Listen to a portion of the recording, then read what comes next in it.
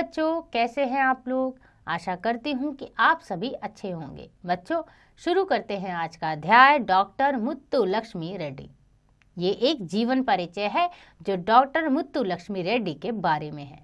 तो बच्चों, प्राचीन समय से लेकर अब तक महिलाओं की स्थिति में क्या परिवर्तन आया है, कुछ सफल भारतीय महिलाओं और उनके कार्य क्षेत्र की चर्चा करें। आज का पाठ परिचय है। प्रस्तुत पाठ में डॉक्टर मुत्तुलक्ष्मी रेड्डी के जीवन परिचय से परिचित कराने का प्रयास किया गया है। समाज में महिलाओं की दशा सुधारने और उन्हें शिक्षा का अधिकार दिलाने के लिए किए गए डॉक्टर मुत्तुलक्ष्मी रेड्डी के प्रयास आज भी बहुत प्रेरणापद हैं। तो आइए जानते हैं डॉक्टर मुत्तुलक्ष्मी रेड्डी के जीवन के बारे में। पापा, इस साल का 15% लड़कियों ने IAS की परीक्षा पास की है। भव्या का उल्लास से भरा स्वर वातावरण में गूंज उठा। देखिए ना, अब लड़कियां किसी भी क्षेत्र में लड़कों से पीछे नहीं हैं। इस पर दीक्षित जी ने कहा, ठीक कह रही हो बिटिया। क्या तुम जानती हो लड़कियों ने समाज में यह स्थान प्राप्त करने के लिए किन किन कठिनाइयों। भव्या की प्रश्नात्मक दृष्टि देखकर उसके पिताजी ने कहा, आज से लगभग 100 वर्ष पहले महिलाओं के लिए सामान्य पढ़ाई लिखाई भी आसान नहीं थी। सुनो, मैं तुम्हें चिकित्सा के क्षेत्र में स्नातक की उपाधि पाने वाली पहली भारतीय महिला डॉक्टर मुत्तुलक्ष्मी रेड्डी के जीवन के बारे में बताता हूँ। तो यहाँ पे भव्या के पिताजी ने बताया कि आज से 100 वर्ष पहले भी लड़कियों के लिए पढ़ाई करना बहुत मुश्किल था, लेकिन उस वक्त पे चिकित्सा के क्षेत्र में ग्रेजुएशन की उपाधि ली थी पहली महिला डॉक्टर मुत्तुलक्ष्मी रेड्डी ने, जो भारत की सबसे पहली महिला थी। तो आइए पढ़ते हैं उनके बारे में। 30 जुलाई 1886 ईस्वी को तमिलनाडु की रियासत पुदुकोट्टई में जन्मी मुत्तुलक्ष्मी उन भारतीय नारियों में से एक है जिन्होंने अपनी इच्छा शक्ति और दृढ़ निश्चय से इतिहास में अपने लिए विशेष स्थान बनाया। 9-10 वर्ष की आयु में ही दमा जैसी बीमारी से ग्रस्त हो जाने पर भी उन्होंने हिम्मत नहीं हारी। यह वह समय था जब लड़कियों को पढ़ाने का चलन नहीं था। मुत्तुलक्ष्मी के पिता महाराजा कॉलेज के प्रधानाचार्य थे। वे बहुत विद्वान व्यक्ति थे। जब पुदुकोट्टई के दीवान साहब ने लड़कियों की शिक्षा के लिए प्राथमिक पाठशाला की स्थापना की, तो मुत्तुलक्ष्मी को पर्दे वाली गाड़ी में बैठकर पाठशाला जाने की अनुमति मिल गई। यद्यपि छात्राओं को छात्रवृत्ति का लालच दिया गया, परंतु बहुत कम बालिकाओं को पाठशाला आने के लिए प्रेरित किया जा सका। स्वयं मुत्तुलक्ष्मी के पिता ने उसके अध्यापक से कहा था, मैं चाहता हूं कि मेरी बच्ची धोबी और दूध का हिसाब लिखने लायक पढ़ लिख जाए। यानी कि मुत्तुलक्ष्मी के पिताजी खुद चाहते थे कि मेरी बेटी इतना तो पढ़ ले कि वो कम से कम घर के हिसाब तो कर ही ले। उस समय लड़कियों को अंग्रेजी बिल्कुल नहीं पढ़ाई जाती थी। अध्यापक महोदय ने मुत्तुलक्ष्मी की प्रतिभा को पहचाना और अपनी शिष्या को फर्स्ट स्टैंडर्ड तक अंग्रेजी पढ़ा दी।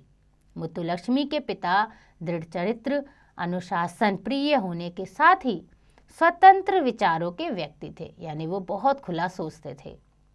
पुत्री की प्रतिभा को पहचान कर उन्होंने उसे आगे पढ़ने को प्रेरित किया। उस दौर में मैट्रिक की परीक्षा बहुत कठिन होती थी। जिस वर्ष मुत्तुलक्ष्मी ने मैट्रिक की परीक्षा दी, यानी 10वीं की परीक्षा दी, 100 में से केवल 10 छात्र परीक्षा में उत्तीर्ण हुए, यानी कि पास हो पाए। मुत्तुलक्ष्मी उनमें अकेली लड़की थी जिसने 10वीं की परीक्षा को पास किया था। इंटरमीडिएट की परीक्षा पास करने के पश्चात वे आगे पढ़ना चाहती थी, इंटरमीडिएट यानी कि 12वीं, परंतु दमा रोग का प्रकोप बढ़ गया। अस्वस्थता के कारण उन्हें 1 वर्ष के लिए पढ़ाई छोड़नी पड़ी।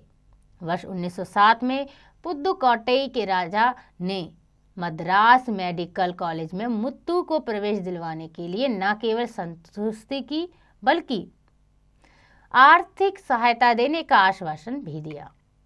बीमारी के कारण मुत्तुलक्ष्मी रात रात भर जागती। परिवार वाले पढ़ाई की ओर से उन्हें हतोत्साहित करते थे, परंतु मुत्तुलक्ष्मी के अच्छे परीक्षा फल ने सबका मुंह बंद कर दिया था। तीसरे और चौथे वर्ष में शल्य चिकित्सा यानी सर्जरी में उनके 100% अंक देखकर तो सबका मुंह खुला का खुला रह गया। यानी कि मुत्तुलक्ष्मी ने जब 100% अंक लाए सर्जरी में तो सभी परिवार वाले दंग रह गए। वर्ष 1912 में मुत्तुलक्ष्मी डॉक्टर बन गई। उन्होंने सर्जरी में विशेष योग्यता प्राप्त की। किसी भारतीय विश्वविद्यालय से चिकित्सा के क्षेत्र में स्नातक यानी ग्रेजुएशन की परीक्षा पास करने वाली मुत्तुलक्ष्मी पहली महिला थी। मुत्तुलक्ष्मी की पहली नियुक्ति मद्रास में इग्मोर के महिला एवं बाल रोग अस्पताल में सर्जन के रूप में हुई। वर्ष 1913 में किंग जॉर्ज अस्पताल के सर्जन डॉक्टर सुंदर रेड्डी से उनका विवाह हुआ। वर्ष 1925 में महिला एवं बाल रोगों के क्षेत्र में उच्च अध्ययन के लिए भारत सरकार की छात्रवृत्ति पर उन्होंने पहली विदेश यात्रा की। जून 1926 में पेरिस में हुई अंतर्राष्ट्रीय महिला सम्मेलन में डॉक्टर मुत्तुलक्ष्मी ने भारतीय महिलाओं का प्रतिनिधित्व किया।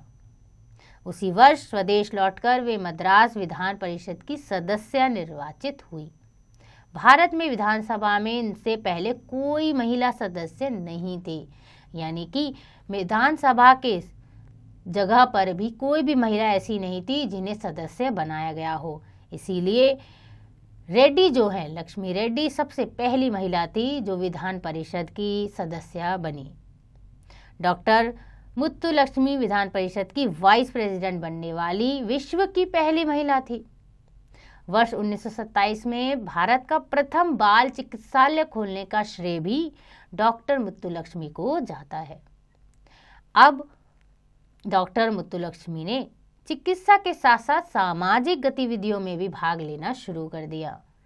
इसी दौरान श्रीमती सरोजनी नायडू और अन्य बड़े बड़े नेताओं से भी उनकी भेंट हुई। विधायक के रूप में समाज सुधार के कार्य करते समय फरवरी 1929 ईस्वी में मंदिरों में देवदासी प्रथा के विरुद्ध विधान परिषद में बिल पास कराकर उन्होंने इस बुराई का उन्मूलन कराया। यानी कि उनके हाथ में अब वो सरकारी सत्ता थी जिसके लिए उन्होंने एक अच्छा काम किया। उन्होंने विधान परिषद में बिल पास कराया जो कि देवदासी प्रथा के खिलाफ था। महिलाओं और बच्चों की शिक्षा और स्वास्थ्य संबंधी अनेक बिलों को पास कराने में उनकी महत्वपूर्ण भूमिका रही है। आज स्कूलों में छात्र छात्राओं का जो स्वास्थ्य परीक्षण किया जाता है उसका आरंभ भी यानी उसकी शुरुआत भी डॉक्टर मुत्तुलक्ष्मी ने ही की थी। नारी शिक्षा के लिए स्कूल खुलवाने, बच्चों के लिए विशेष अस्पताल खोलने और बाल कल्याण केंद्रों की स्थापना करवाने में भी उनका विशेष योगदान रहा है। वर्ष 1930 में वाई होम यानी वुमेन्स इंडिया एसोसिएशन WIA जैसी ख्याति प्राप्त संस्था की स्थापना का श्रेय भी डॉक्टर मुत्तुलक्ष्मी को है। यह संस्था अनाथ बच्चों और बेसहारा बालिकाओं की देखभाल करती है। डॉक्टर मुत्तुलक्ष्मी ने लंदन में वर्ष 1929 में हुए गोलमेज सम्मेलन में भाग लिया। इनके साथ अन्य 2 महिला प्रतिनिधि थी, राजकुमारी अमृत कौर और बेगम शरीफ हमीद अली। नमक सत्याग्रह के दौरान महात्मा गांधी को जेल भेजने जाने और महिलाओं पर पुलिस द्वारा किए गए अत्याचारों के विरोध भी उन्होंने मद्रास विधान परिषद का उपाध्यक्ष पद छोड़ दिया था। वर्ष 1935 में मद्रास मेडिकल कॉलेज के स्वर्ण जयंती समारोह यानी गोल्डन जुबली सेलिब्रेशन के दौरान डॉक्टर मुत्तुलक्ष्मी ने कैंसर के रोगियों के लिए एक अस्पताल खोलने की इच्छा प्रकट की। इस इच्छा का खुले दिल से स्वागत किया गया और वर्ष 1952 में पंडित जवाहरलाल नेहरू द्वारा अडयार कैंसर इंस्टीट्यूट की नींव रखी गई। 18 जून 1954 को इस अस्पताल में कामकाज शुरू हो गया। आज इस विश्व प्रसिद्ध अस्पताल में प्रतिवर्ष लगभग 80,000 रोगी चिकित्सा लाभ उठाते हैं, जो सिर्फ डॉक्टर लक्ष्मी के द्वारा ही किया गया। डॉक्टर मुत्तुलक्ष्मी वर्ष 1954 से 1957 तक तमिलनाडु विधानसभा की सदस्य रही। चेन्नई नगर निगम यानी कॉरपोरेशन की एल्डर वुमेन भी रही। 22 जुलाई 1968 को उनका स्वर्गवास हो गया। इनके द्वारा प्रज्वलित ज्योति के प्रकाश में आज भारतीय नारी हर क्षेत्र में उन्नति की सीढ़ियां चढ़ रही हैं। आप ठीक कहते हैं पापा, डॉक्टर रेड्डी जैसी महिलाएं सदा हमारे लिए प्रेरणा का स्रोत हो रहेंगी, कुछ सोचते हुए भव्या ने कहा। तो बच्चों, जो हमने जाना डॉक्टर रेड्डी के बारे में, जो कि पहली महिला थी जिन्होंने ग्रेजुएशन की उपाधि ली थी, और उन्होंने महिलाओं की शिक्षा के लिए बहुत से कदम उठाए। हम जानते ही हैं कि आज के समय में महिलाएं कितनी आगे पहुंच गई हैं। आशा करती हूं कि आपको यह अध्याय समझ आ गया होगा। इसका अभ्यास आप स्वयं कीजिएगा।